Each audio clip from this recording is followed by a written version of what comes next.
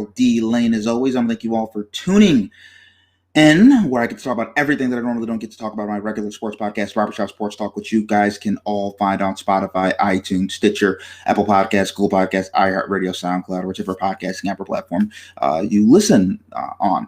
Now, for the next podcast that I'm going to release tonight, I'm going to have someone who covers the Alabama Crimson Tide, and we're going to delve into a lot of Alabama and SEC football talk, so definitely stay tuned to that. I think also I'm going to get into a little bit of NBA, not sure yet. I got to finish recording tonight, but maybe some NBA on there as well. But definitely college football for sure. Alabama, their run to the national championship.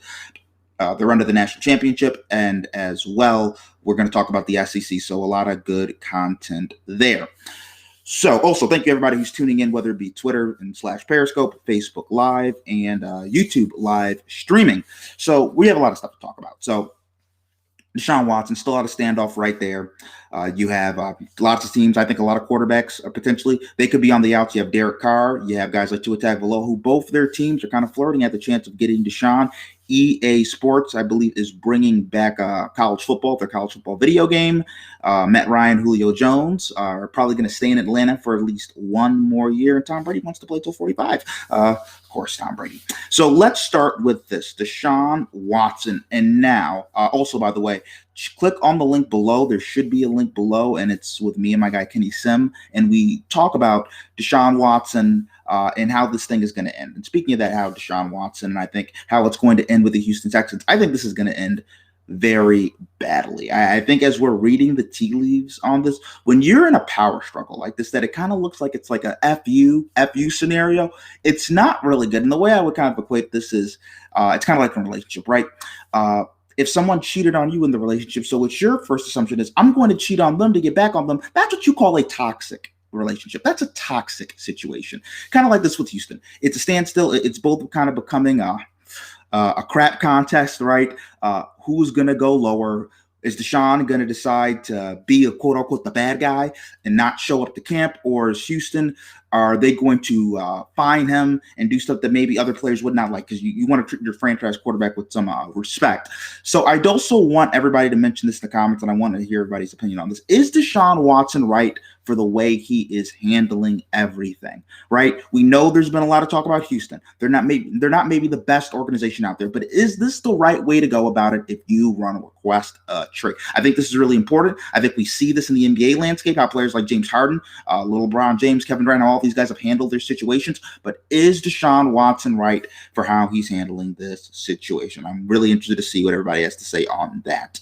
So let's get to this. So Tom Brady has just announced, right, he's 43 years old, that he wouldn't mind playing past 45. Now, originally the goal for Tom was to play till 45, then retire with Giselle and the kids. It's all over after that. But now what Tom Brady is saying is potentially he could stay past 45. And I think the really interesting thing about this is Tom Brady's an abnormal dude. I talked about this last week when I talked about Kobe Bryant, right? The tragic passing of Kobe Bryant. And just like that Mamba mentality, right? That Mamba mentality, that mindset, how different you have to be. How different of a guy does Tom have to be to still want to play football at this age, right? He's played for almost 20 years. He's made so much money. He has the career achievements. He has the accolades. He has the MVPs. He has a supermodel for a wife. He has kids. He has a lot of other stuff going on. The TB12 method. He can get into media if he wants. He can start businesses. Like, what does Tom Brady have left to do? What does he have left to prove? Why is he still doing it? What makes him get up every day and say, you know what? I want to get hit. What makes him get up every day and say, oh, this is a game that can give you life-threatening brain injuries, and I still want to do it. I still want to put my body in harm's way. What makes him get up every morning and decide he wants to do it? I think it's really interesting psychologically about just what makes Tom Brady tick. I think something, too, that we also have to look at this is Tom Brady's NFL experience has been a lot different from a lot of other guys.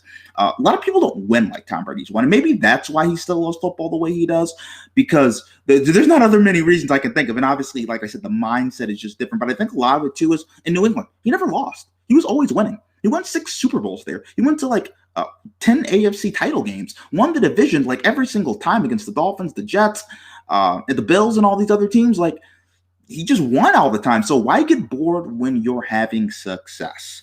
So with the Atlanta Falcons, obviously their new coach is Arthur Smith, former offensive coordinator for the Tennessee Titans.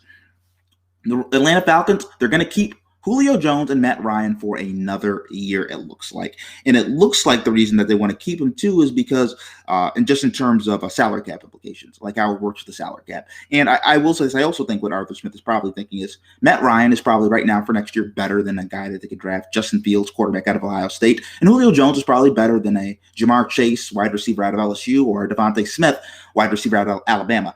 They have the 4th overall pick in this upcoming NFL draft, the 2021 NFL draft. So I think Arthur Smith, he wants to get off to a good start, right? If you want to get off to a good start in the draft, keep Matt Ryan, keep Julio Jones. This is a guy that's been doing all pro. This is a guy, Matt Ryan, who's been an MVP of the league. So I think that's kind of what it's showing there, though I do think you should free both those guys, let them go to winning situations. So with all the Deshaun Watson news that's been going on, we have a lot of quarterbacks that are kind of having to look, right? And you're looking at that other person's like, this team is flirting with this other quarterback, Derek Carr and Tua Tagovailoa. And here's what I want to say to teams. Now, right now, it looks like Houston, apparently, that's what they're saying. This is what the reports are coming out, right? Houston does not want to trade Deshaun. But when these organizations, and I don't know who's leaking these reports. But when you leak these reports about guys like Derek Carr and Tua Tagovailoa, how do you think that makes these guys feel? Particularly a guy, let's go to Tua. You drafted him, right, with a high draft pick. You're already pulling him for Ryan Fitzpatrick. You're hurting this man's confidence. And then he sees all these reports that they're potentially trying to get Deshaun Watson, trade him out of there. How do you think that affects his psyche? As a young quarterback developing in this league, you need to empower him. Not do things to disempower him, to disenfranchise him. You want him to feel confident. The same with Derek Carr. Like, I think a lot of this too with coaching and your organization, you have to make these guys you have to let these guys know you believe in them. I've had arguments with people, why don't the Buffalo Bills trade Deshaun Watson for Josh Allen? Deshaun Watson might be better than Josh Allen. He might not. I don't know. That's a conversation for a whole nother day. But what I will say is, if there were reports coming out, oh, Josh Allen for Deshaun Watson, how do you think that make Josh Allen feel? How do you think that make him feel? How do you think that make Josh Allen feel? You have to empower the people. You have to empower the quarterbacks. You have to empower the people in your organization so they can be the best they possibly can be. And I just don't think a lot of these teams understand that. Like, the mind is half the battle. That's why guys like Tom Brady have succeeded so long. The mind is half the battle. You have to believe to achieve to succeed. So now I want to get to this. So Chiefs Eric Bieniemy, offensive coordinator for the Kansas City Chiefs, he says he can only be authentic and be himself when he was asked about, why isn't he getting head coaching jobs? I do want to say this about the whole Eric Bieniemy thing. What does he have to do to get a job?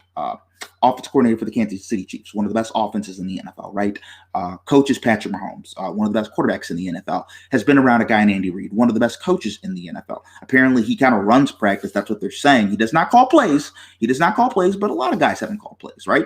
Also, he was a former player, and maybe he can relate to players better. I don't understand why Eric Bieniemy is maybe getting passed over. I do think that's something to look at, because it's like, what is holding him back? I mean, he's a little older. He's like in his 50s. I think he's like 51.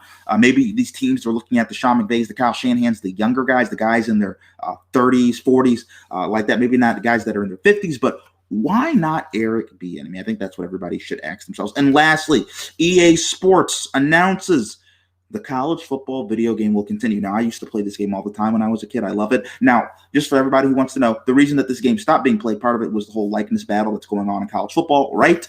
I think that's still going on, and it's why for the game, all these players, they're going to be auto names. It's not going to be the real player's name. So, for example, Trevor Lawrence, it's not going to be Trevor Lawrence. What they'll probably do is they'll have a number 16 Clemson in the video game, and it'll be Jeffrey Lore or something like that. That's how they'll do it.